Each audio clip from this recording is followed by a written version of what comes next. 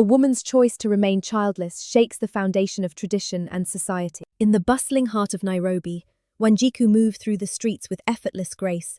The city, with its towering skyscrapers and unending hum of activity, had shaped her. Her tailored suit hugged her form, and the rhythmic click of her heels against the pavement mirrored her steady climb to independence. She was modern, educated, and unbound by the chains of convention. Yet beneath the polished veneer of success lay a subtle pull, a whisper from a past she thought she had left behind. Wanjiku thrived in the city. By day, she navigated high-stakes corporate meetings, her voice commanding respect in boardrooms where women had historically been overlooked. By night, she indulged in the vibrant social scene, dining at upscale restaurants with like-minded friends who celebrated her autonomy. But even here, whispers followed her. Her social media was a battlefield. Whenever she shared glimpses of her life, traveling solo, hosting intellectual discussions, celebrating professional milestones, comments poured in. "You're just bitter and lonely. Who will take care of you when you're old? Thankfulment in raising children, not chasing money. Your success means nothing without a legacy." At first, Wanjiku ignored them, but over time the constant scrutiny gnawed at her. Even in a progressive city, she was seen as an anomaly, a woman who had everything but was deemed incomplete. The criticism wasn't just from strangers. Some of her married friends pitied her, subtly implying that she would eventually regret her choices.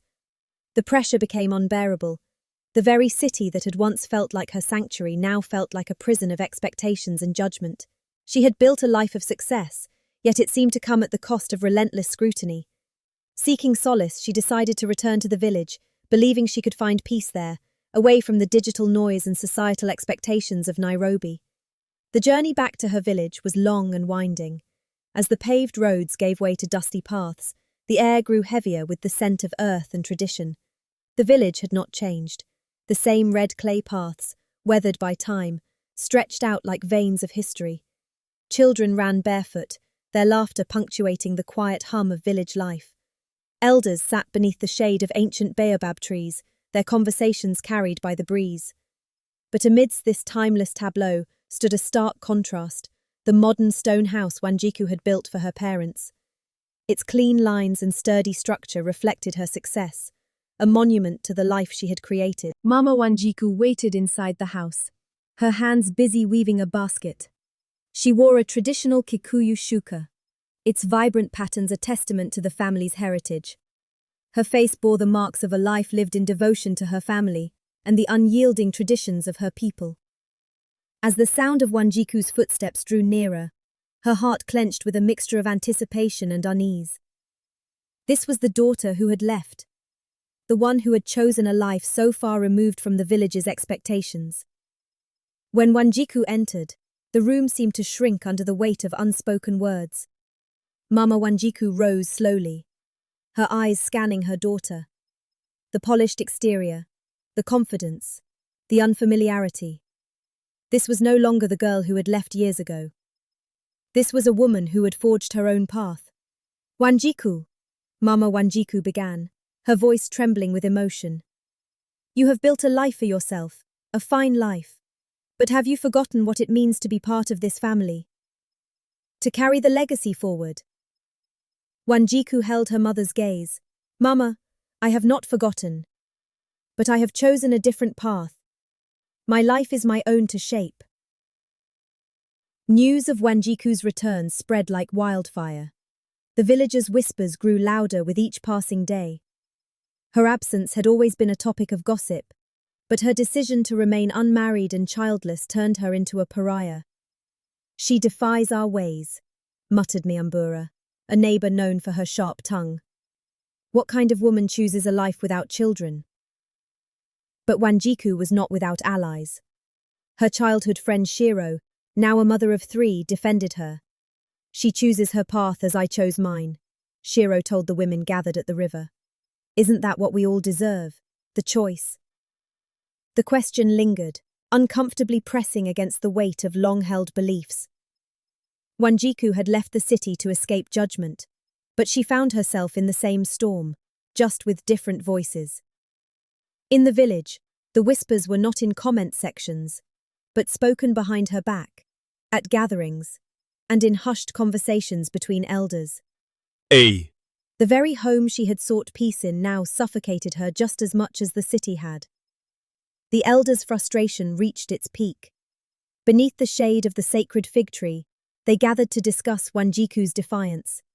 She dishonors the ancestors, Mzikimani said, shaking his head. A woman without children is a woman without purpose. She must be cleansed, another elder agreed. If she refuses, misfortune will fall upon this family. The next morning, Mama Wanjiku was summoned. She stood before Mzikimani, listening as he dictated their demands. Your daughter must undergo the cleansing ritual, Mzikimani said sternly. Bring her, and all will be forgiven. Mama Wanjiku hesitated. She had spent years yearning for her daughter's return, and now she was being asked to force her into a ritual she knew Wanjiku would reject. That evening, she approached Wanjiku with the elder's decree. The ancestors demand cleansing, Mama Wanjiku said carefully. They say your choices bring imbalance, Wanjiku sighed, her resolve unshaken. Mama, I will not be cleansed of my choices. My life is not a curse. The next day, Wanjiku faced the elders. I will not be cleansed, she declared. My life is my own. The ancestors gave me this life, and I honor them by living it truthfully. Her words hung in the air, and for a moment, the elders were silent. They could not deny her conviction. Mama Wanjiku, standing behind her daughter, spoke softly to the elders. Perhaps it is time we listen to the voices of the living, not just the whispers of the past. They all sighed in defeat and left. Though the village's traditions remained, Wanjiku's defiance planted seeds of change. Some began to question, to wonder if there was room for both tradition and individuality. Wanjiku left the village once more, but this time, her departure felt different. She had not just returned to confront her past, she had reshaped it. Her legacy was no longer tied to children or a husband, but to the courage of living authentically. And as the village whispered her name, it was no longer with disdain, but with a reluctant, growing respect. So remember this, honor your roots, but never let them strangle your truth. Sometimes, the boldest legacy is simply to be yourself.